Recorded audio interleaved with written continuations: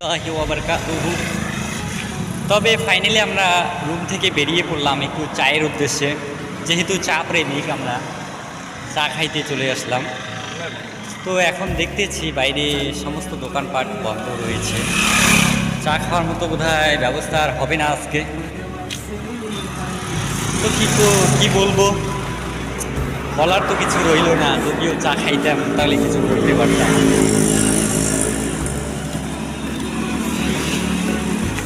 দেখা যাক কতদূর পর্যন্ত এগোনো যায়।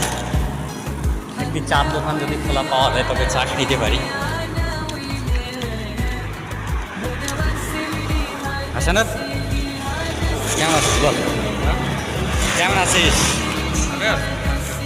আচ্ছা আচ্ছা, তাহলে কোথায় যাবো? চা খাইছি না, চা খাওয়ার মতো দোকানে দেখতেছি না। ঠান্ডা করে দেওয়া হয়।